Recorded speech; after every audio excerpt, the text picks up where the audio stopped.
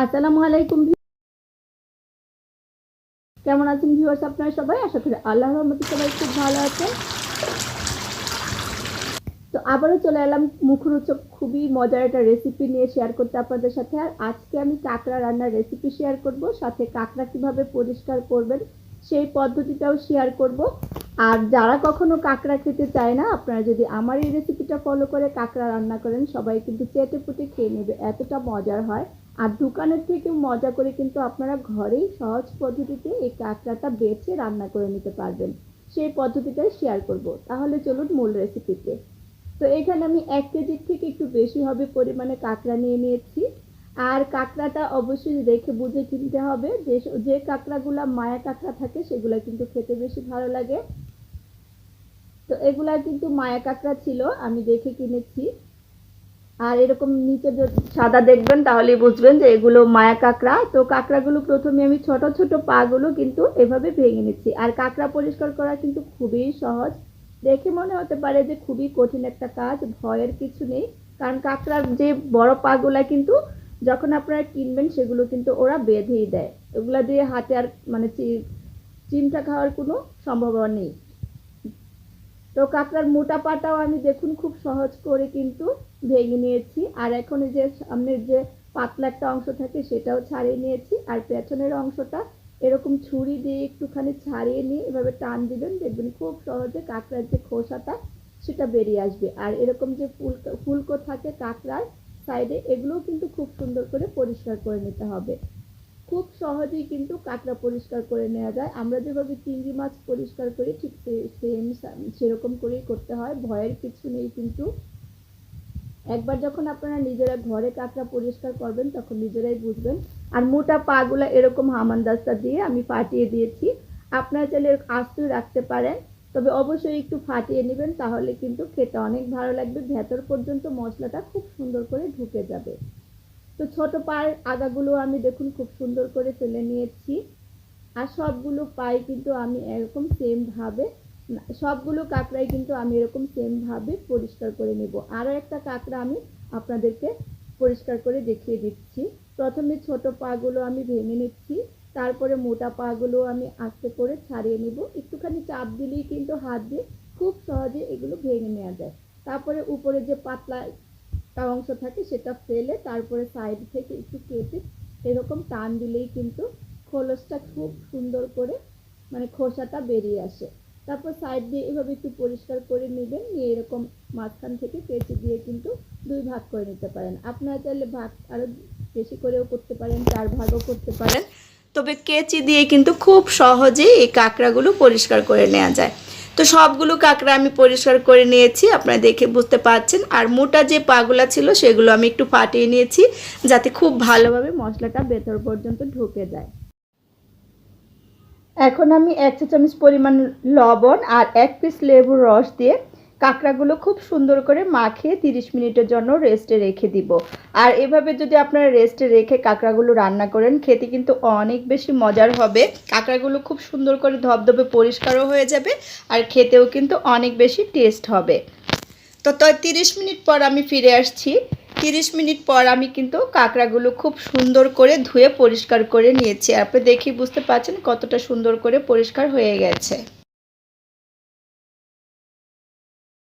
আমি 1 চা চামচ পরিমাণ গোলমরিচের গুঁড়ো, হাফ চা চামচ পরিমাণ ধনিয়া গুঁড়ো, হাফ চা চামচ পরিমাণ হলুদ গুঁড়ো, হাফ চা চামচ পরিমাণ মরিচ গুঁড়ো, অল্প একটু লবণ দিয়ে খুব সুন্দর করে মাখিয়ে নিচ্ছি।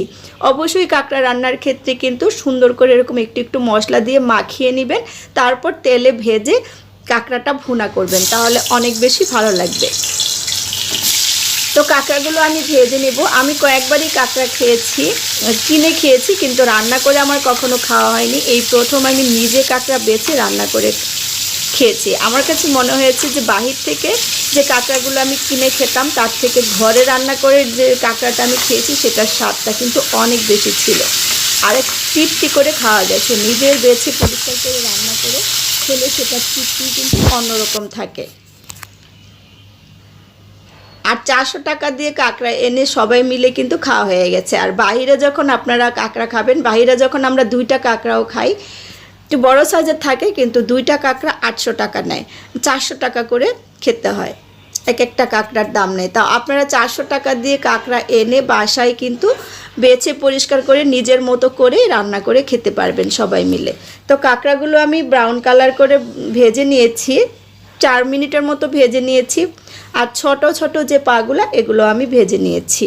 এখন আবারও প্যানে অল্প একটু তেল দিয়ে দিয়েছি।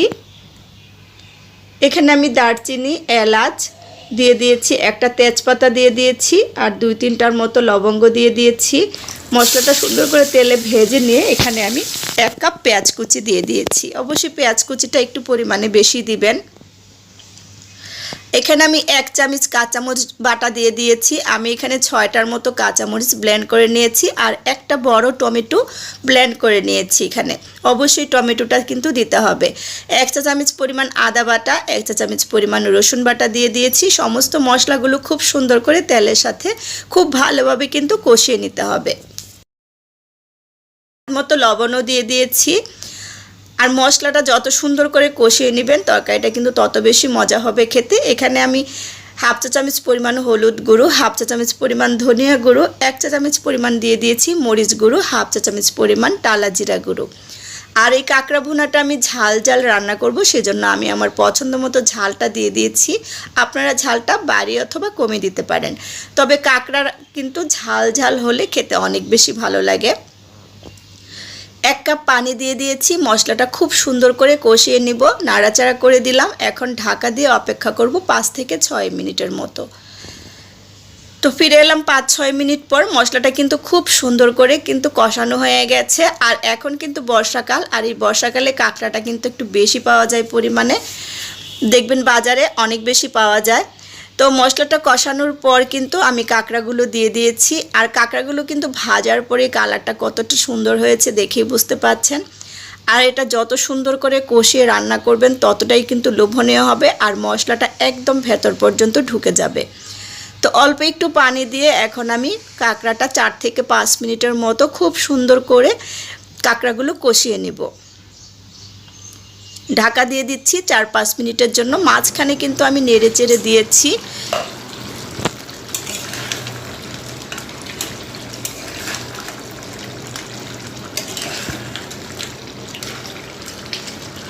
তো এ পর্যায়ে কিন্তু আমি ঢাকনাটা দিয়ে আরও 4-5 মিনিট একটু কষিয়ে নিব।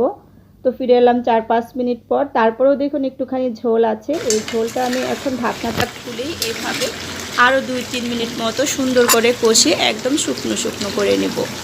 তো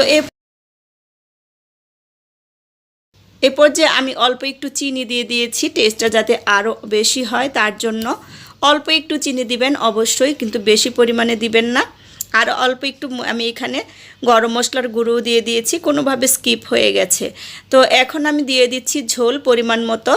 এখন যতটুকু ঝোল লাগে সেই পরিমাণে আমি দিয়ে দিচ্ছি। ঝোলটা দিয়ে আমি এটা 15 মিনিটের মতো রান্না করে নিব মিডিয়াম লো হিটে। ফিরে এলাম 15 মিনিট পর। আর আপনারা দেখেই বুঝতে পারছেন যে কতটা লোভনীয় লাগছে তরকারিটা। মোটামুটি কিন্তু রান্না হয়ে গেছে এ পর্যায়ে।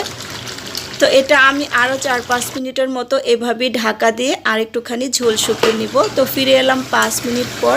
ঝোলটা দেখুন শুকিয়ে এসেছে, আর একটু ভেজা ভেজা টাইপের আছে, ঠিক এরকমই কিন্তু রাখবো। একদম শুকিয়ে গেলে কিন্তু কাঁকড়াটা খেতে ভালো লাগবে না, এরকম একটু জুসি জুসি থাকলেই কিন্তু বেশি ভালো লাগবে খেতে। তো আমি পরিবেশন করে নিয়েছি। আশা করি আমার আজকের রেসিপিটা আপনাদের অনেক ভালো লেগেছে। ভালো লাগলে আমার চ্যানেলটা সাবস্ক্রাইব করে পাশে থাকা বেল আইকনটা ক্লিক করে দিবেন। যারা ফেসবুক পেজ থেকে দেখবেন আমার পেজটা ফলো দিয়ে রাখবেন। আজকের মতো বিদায় নিচ্ছি, আবারও দেখা হবে নতুন কোনো রেসিপি নিয়ে। সে পর্যন্ত সবাই ভালো থাকবেন, সুস্থ থাকবেন। আল্লাহ হাফেজ।